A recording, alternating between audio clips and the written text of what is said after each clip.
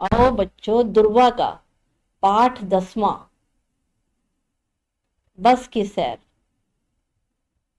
आओ इसे पढ़े और फिर इसके प्रश्न उत्तर भी अच्छे से करवा देंगे। मैं बोलूंगी तो आपको शायद बोल के सुनने से ही आपको समझ आ जाए, और अगर आप लेसन अच्छी तरह से सुन लोगे जो मैं बोल रही हूँ, प्रश्न उत्तर इन्हीं के बीच में होता है, आपको याद करने की भी जरूरत नहीं है, आप अपने आप ही अपनी लैंग्वेज में भी उत्तर लिख सकते हो। एक थी लड़की, नाम था उसका वल्ली अम्माई। 8 बरस की थी। उसे अपने घर के दरवाजे पर खड़े होकर बस की रौनक देखना बहुत अच्छा लगता था। वल्ली अम्माई को अपना नाम भी बड़ा अच्छा लगता था। वैसे दुनिया में ऐसा कौन होगा जिसे अपना नाम पसंद ना हो। सड़क पर वल्ली अम्माई की उम्र का कोई साथी नहीं था। अपनी दहलीज पर खड़े रहने के अलावा वह कर भी क्या सकती थी। और फिर उसकी माँ ने उसे सख्त ताकीद कर रखी थी कि वह खेलने के लिए अपनी सड़क छोड़कर दूसरी सड़क पर ना जाए। सड़क पर सबसे ज्यादा आकर्षित करने वाली वस्तु कस्बे की बस थी, जो हर घंटे उधर से गुजरती थी। हर एक एक घंटे में आती थी बस। एक दफा जाते हुए और एक दफा लौटते हुए, हर बार नई नई सवारियां से लदी हुई बस का देखना वल्ली अम्माई की कभी ना खत्म होने वाली खुशी का खजाना था। हर रोज वह बस को देखती, और एक दिन एक नन्ही सी इच्छा उसके नन्हे से दिमाग में घुस कर बैठ गई। कम से कम एक बार तो वह बस की सैर करेगी ही। नन्ही सी इच्छा बढ़ी और बढ़ी। क्या उसकी इच्छा बढ़ती ही होती चली गई। वल्ली बड़ी हसरत से उन लोगों की तरफ देखती जो सड़क के नुक्कड़ पर बस से उतरते चढ़ते, जहां पर बस आकर रुकती थी। उनके चेहरे, उनके दिल में सौ सौ इच्छाएं, सपने और आशाएं जाग उठ जाती। उसकी कोई सगा सहेली जब उसे अपनी बस यात्रा का किस्सा सुनाती, शहर के किसी दृश्य का हाल बताकर डींग हाँकती, तो वल्ली जल भून जाती। घमंडी घमंडी वह चिल्लाती। चाहे वल्ली और उसकी सहेलियां को इस शब्द का अर्थ मालूम नहीं था, फिर भी इसका बेधड़क इस्तेमाल करती। दिनों दिन, महीनों महीने वल्ली ने बस यात्रा से संबंधित छोटी मोटी जानकारी गांव से कभी कभार शहर जाने वालों और बस में प्रायः सफर करते रहने वाले यात्रियों के आपसी बातचीत से प्राप्त कर ली थी। उसने आप भी कुछ लोगों से इस बारे में सवाल पूछे थे। शहर उसके गांव से कोई 10 किलोमीटर दूर था। जो शहर था ना, उसके गांव से 10 किलोमीटर दूर था। एक और का भाड़ा था 30 पैसे। इसका मतलब जाने और लौटते दोनों ओर के 60 पैसे। शहर तक पहुंचने में बस को पौना घंटा लगता था। शहर पहुंचकर अगर वह बस में ही बैठी रहे और 30 पैसे और चुका दे, तो उसी बस में बैठी बैठी वापस भी आ सकती है।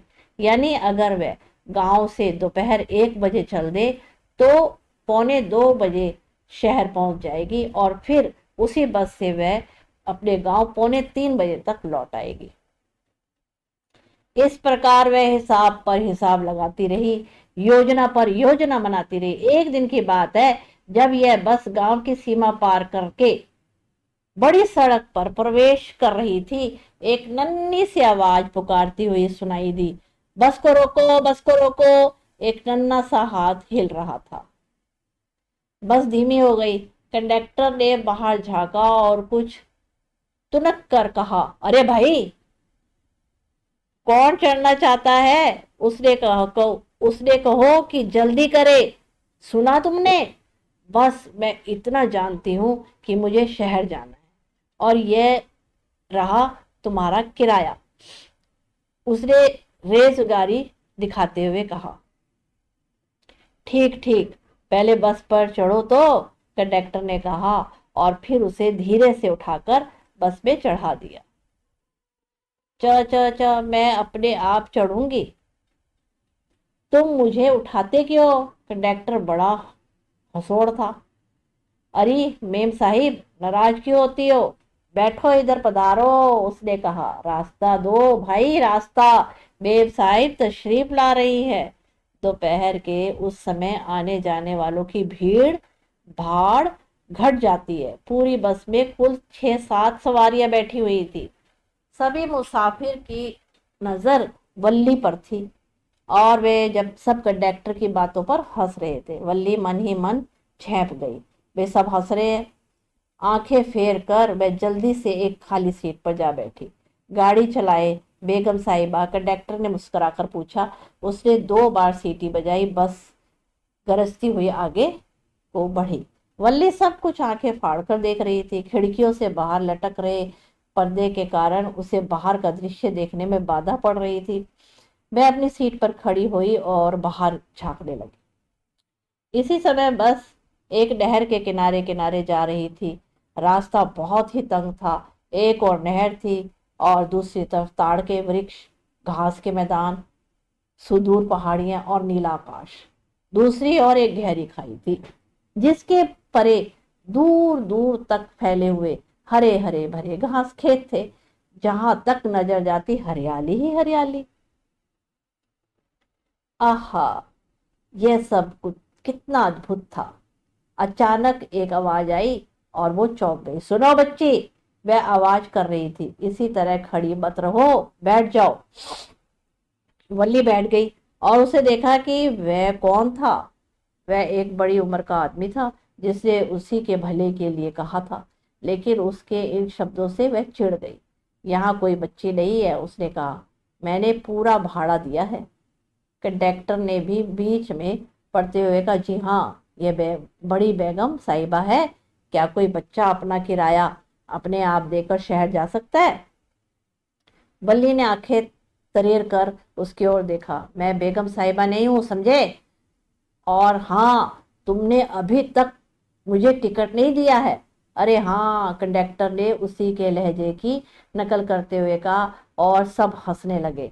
इसी हंसी में वल्ली भी शामिल थी। वो भी हंसने लग गई। कंडक्टर ने एक टिकट फाड़ा और उसे देते हुए कहा, आराम से बैठो, सीट के पैसे देने के बाद कोई खड़ा नहीं हो, खड़ा क्यों रहो? मुझे ये अच्छा लगता है, वह बोली। खड़ी रहोगी तो गिर जाओगी, चोट खा जाओगी। गाड़ी जब एकदम मोड़ काटेगी या झटका लगेगा, तभी मैंने तुम्हें बैठने को कहा है बच्ची। मैं बच्चे नहीं हूँ, तुम्हें बता दिया है ना। उससे कुड़ कर कहा। मैं 8 साल की हूँ। क्यों नहीं, क्यों नहीं, मैं भी कैसा बुद्धू हूँ। 8 साल, बाप रे। बस रुकी। कुछ नए मुसाफिर बस पर चढ़े और कंडक्टर कुछ देर के लिए व्यस्त हो गया। बल्ली बैठ गई। उसे डर था कि कहीं उसकी सीट ही ना चली जाए। एक बड़ी उम्र की औरत आई और उसने कहा, उसके पास बैठ गई। अकेली जा रही हो बिटिया? जैसे ही बस चली उसने बल्ली से पूछा। हाँ, मैं अकेली ही जा रही हूँ, मेरे पास मेरा टिकट है। उसने अकड़ कर तीखा जवाब दिया। हाँ हाँ, शहर जा रही है। 30 पैसे का टिकट लेकर कंडक्टर ने सफाई दी। आप अपना काम कीजिए, वल्ली ने टोका, लेकिन उसकी अपनी हंसी भी छूट रही थी। कंडक्टर भी खिलखिलाकर हंसने लगा। इतनी छोटी से बच्चे के लिए घर से अकेले निकलना क्या उचित है? बुढ़िया की बकझक जारी थी। तुम जानती हो शहर में तुम्हें कहाँ जाना है, किस गली में, किस घर में? आप मेरी चिंता ना करें, मुझे सब मालूम है। वल्ली ने पीठ मोड़ ली, मुंह खिड़की की ओर करके बाहर झांकते हुए कहा। यह उसकी पहली यात्रा थी। इस सफर के लिए उसे सचमुच कितनी सावधानी और कठिनाइयों की योजना बनाई थी। इसके लिए उसे छोटी छोटी जो रेज गाड़ी भी हाथ लगी इकट्ठी करनी पड़ी। उसे अपनी कितनी भी इच्छाओं को दबाना पड़ा, जैसे कि वह मीठी गोलियां नहीं खरीदेगी, खिलौने गुब्बारे कुछ भी नहीं लेगी। कितना बड़ा संयम था ये। और फिर विशेष रूप से उस दिन जब जेब में पैसे होते हुए भी गांव के मेले में गोल गोल घूमने वाले झूले पर बैठने की उसको कितना भी चाह रहा, उसने ये सब नहीं करा। इसको बस की यात्रा करनी थी। पैसों की समस्या हर हल हो जाने पर उसकी दूसरी समस्या यह थी कि माँ को बताए बिना घर से कैसे खिसकेगी। लेकिन इस बात का हल भी कोई बड़ी कठिनाई पैदा किए बिना ही निकल आया। हर रोज दोपहर के खाने के बाद उसकी माँ कोई 1 बजे से 4 साढ़े 4 बजे तक का सोया करती थी। बल्ली का बीच का यह समय गांव के अंदर सैर सपाटे करने में बीतता था, लेकिन आज वह ये गांव से बाहर की सैर करने में लगा रही थी। बस चली जा रही थी, कभी खुले मैदान में, कभी किसी गांव को छोड़ते पीछे छोड़ते हुए, और कभी कभी ढाबों को। कभी यह लगता था कि वह सामने से आ रही है, किसी दूसरी गाड़ी को निगल जाएगी, या फिर किसी पैदल यात्री को, लेकिन ये क्या, वह तो उस सबको दूर पीछे छोड़ती हुई बड़ी सावधानी सफाई से आगे निकल गई। पेड़ दौड़ते हुए और आते दिखाई दे रहे थे, लेकिन बस रुकने पर वे स्थिर हो जाते और चुपचाप बेबस से खड़े रहते। अचानक खुशी से मारे वल्ली तालियां पीटने लगी। गाय की एक बछिया उसकी दुम ऊपर उठाए सड़क के बीचों बीच बस के ठीक सामने दौड़ दौड़ रही थी। ड्राइवर जितनी जोर से भोंपू बजाता, उतना ही ज्यादा वह डर कर बेतहाशा भागने लगती। वल्ली को यह दृश्य बहुत ही मजेदार लगा, और वह इतना हंसी कि उसकी आंखों से आंसू आ गए। बस बस बेगम साहिबा, कंडक्टर ने कहा, कुछ हंसी कल के लिए रहने दो। आखिर बछिया एक और निकल गई और फिर बस रेल के फाटक तक पहुंची। दूर से रेलगाड़ी एक बिंदु के समान लग रही थी, पास आने पर बड़ी और बड़ी होती ही चली गई। जब वह फाटक के पास से धड़धड़ाती दनदनाती हुई निकली तो बस हिलने लगी। फिर बस आगे बढ़ी और रेलवे स्टेशन तक जा पहुंची।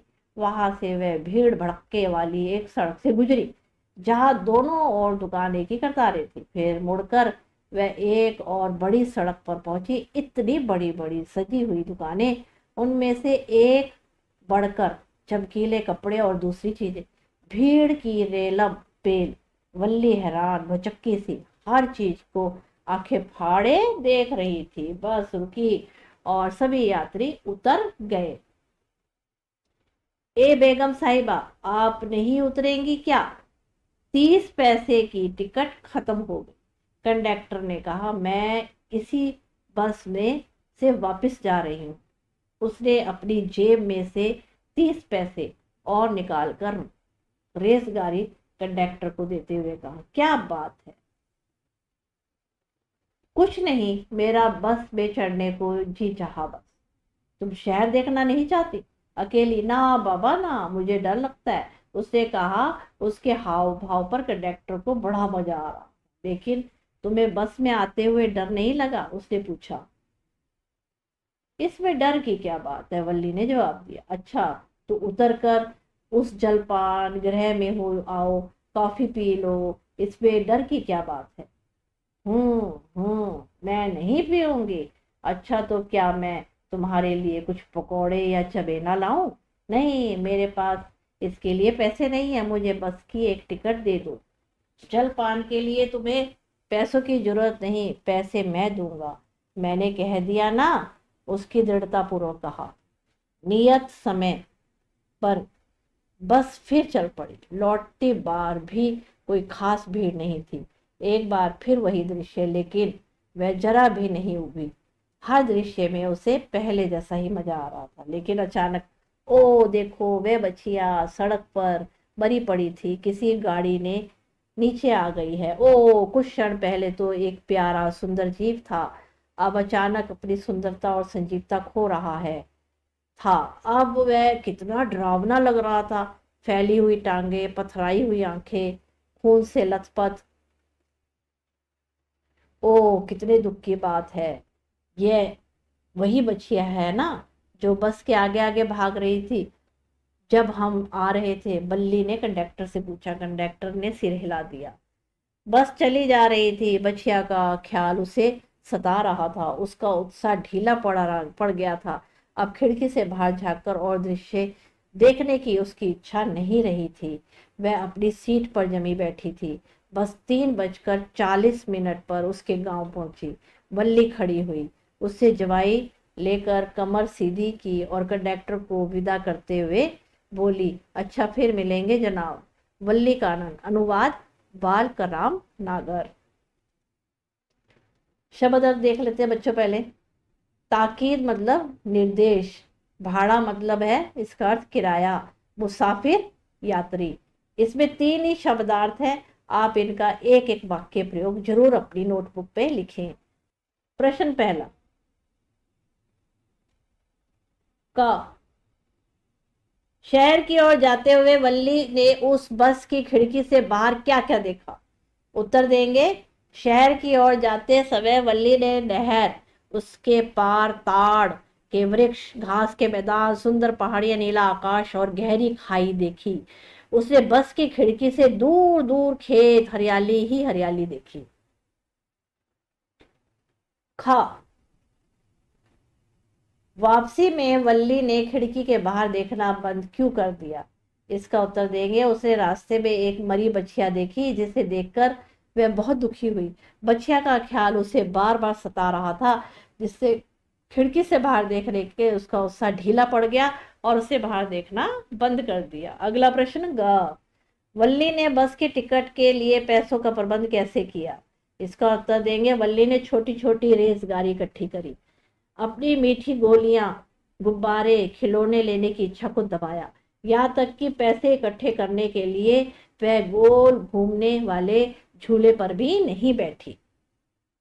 उसे सारा पैसा जो है बस की टिकट पर लगा दिया। अगला प्रश्न दूसरा, वल्ली की माँ जाग जाती तो वल्ली को घर पर ना पाती। इसका उत्तर देंगे, यदि वल्ली की माँ जाग जाती और वल्ली को घर पर नहीं पाती तो परेशान हो जाती और उसे गांव में ढूंढने लगती। हाँ, वल्ली शहर, प्रश्न, वल्ली शहर देखने के लिए बस से उतरी जाती तो बस वापस चली जाती। यदि वल्ली शहर देखने के लिए बस से उतर जाती और बस चली जाती तो वह छोटी बच्ची शहर में खो भी सकती थी। अगला प्रश्न देखेंगे तीसरा, ऐसी छोटी बच्ची को अकेले सफर करना ठीक है या नहीं? क्या, पहला प्रश्न, क्या तुम इस बात से सहमत हो? अपने उत्तर का कारण भी बताओ। हाँ, हम उत्तर देंगे, इस बात से सहमत हैं। एक छोटी बच्ची को अकेले सफर करना ठीक नहीं है। वल्ली एक नादान बच्ची है, रास्ते भी भूल सकती है, कोई उसे बहका कर भी ले जा सकता है। हाँ, प्रश्न, वल्ली ने यह यात्रा घर के बड़ों से छिपा कर की थी। तुम्हारे विचार में ये ठीक किया या गलत, और क्यों? उत्तर देंगे, उसने ये गलत किया, इसके लिए वह अपने परिवार से बिछुड़ सकती थी। इसका ग प्रश्न है, क्या तुम भी कभी कोई काम इसी तरह छिपकर किया? उसके बारे में लिखो। नहीं, इसका उत्तर देंगे नहीं।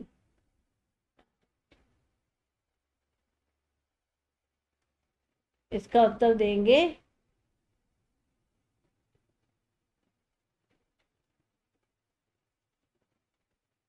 नहीं, हमने कोई काम छिपकर नहीं किया, कभी कभी कॉपी के पन्ने जरूर फाड़े हैं।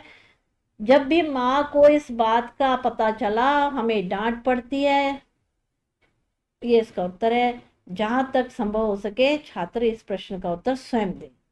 हमने अपना दे दिया कि गलत है ऐसे करना, और बच्चे भी अपना उत्तर अपने आप दें। चौथा प्रश्न, मैंने ये कह दिया ना, नहीं, उसने दृढ़ता से कहा। वल्ली ने कंडक्टर से खाने पीने का सामान लेने से साफ मना कर दिया। का प्रश्न है, ऐसी और कौन कौन सी बातें हो सकती जिसके लिए तुमने भी बड़ों की दृढ़ता से मना कर देना चाहिए? और कौन सी बातें हो सकती हैं? देखो, इसका उत्तर देंगे, ऐसी निम्नलिखित बातें हो सकती है। कौन कौन सी? अनजान व्यक्तियों के साथ कहीं नहीं जाना चाहिए। दूसरा, यदि घर जाने की बात भी कहे तो भी मना कर देना चाहिए। तीसरा, किसी को भी मामा काका आदि नहीं बनाना चाहिए। ठीक है। हाँ, क्या तुमने भी कभी किसी को किसी चीज कार्य करने के लिए मना किया है? उसके बारे में बताओ। उत्तर देंगे, हाँ, एक बार हमारे स्कूल के चपरासी ने हमें टॉफियां देने की कोशिश की पर हमने मना कर दी। पांचवा प्रश्न, वल्ली को या उसके किसी साथी को घमंडी शब्द का अर्थ ही नहीं मालूम था। तुम्हारे विचार में से घमंडी का क्या अर्थ होता है? उत्तर देंगे, हमारे विचार से जो अपनी छोटी छोटी बातों के सामने किसी को अहमियत ना दे, मतलब कह रहा है हमारे विचार से जो छोटी छोटी बातों के सामने भी किसी को अहमियत ना दे उसे घमंडी कहते हैं। हाँ, तुम किसी घमंडी को जानते हो? घमंडी क्यों लगता है या लगती है तो बताओ। उत्तर देंगे हमारी एक दोस्त है जो घमंडी है। उसकी कोई भी बात करो वह किसी को महत्व तो नहीं देती बल्कि अपनी ही बात को आगे रखने की कोशिश करती है। गा प्रश्न, वल्ली घमंडी शब्द का अर्थ जानने के लिए क्या क्या कर सकती थी, उसके लिए कुछ उपाय सुझाओ। वल्ली घमंडी शब्द का अर्थ जानने के लिए निम्नलिखित उपाय कर सकती थी। एक माँ से पूछ सकती थी, दूसरा टीचर से पूछ सकती थी, तीसरा अपनी किसी सहेली से जो उससे कुछ बड़ी हो उससे भी पता कर सकती थी। छठा प्रश्न, वल्ली ने एक खास काम के लिए पैसों की बचत की। बहुत से लोग अलग अलग कार्यों कारणों के लिए रुपए पैसे बचत करते हैं। बचत करने के तरीके भी अलग अलग होते हैं। का प्रश्न निकलेगा इसका, किसी डाकघर या बैंक जाकर पता करो कि किन किन तरीकों से बचत की जा सकती है। उत्तर देंगे बैंक में फिक्स डिपॉजिट में, छोटे छोटे मनी बैंक में जैसे गुल्लक लेकर आदि में पैसे जमा करके पैसों की बचत की जा सकती है। ख प्रश्न, घर पर ही बचत करने का कौन कौन से तरीके हो सकते हैं। इसका उत्तर देंगे गुल्लक में पैसे डालकर, अलग पर्स में जमा कर कर, कुछ लोग आपस में मिलकर थोड़े थोड़े पैसे एक साथ जमा करके तो घर की ही पैसों को जमा कर सकते हैं। ग, तुम्हारे घर के बड़े लोग बचत किन किन तरीकों से करते हैं पता करो। बैंक में जमा करके, फिक्स डिपॉजिट से, किसान पत्र आदि लेकर घर के बड़े लोग बचत कर सकते हैं। धन्यवाद। आशा है आपको अच्छे से मेरा लेसन समझ आ गया होगा। अगर आप मेरा लेसन अच्छे से सुनेंगे तो आप अपनी ही भाषा में उनके प्रश्नों के उत्तर आसानी से दे सकेंगे। मेरे चैनल को सब्सक्राइब करो, लाइक करो एंड शेयर करो।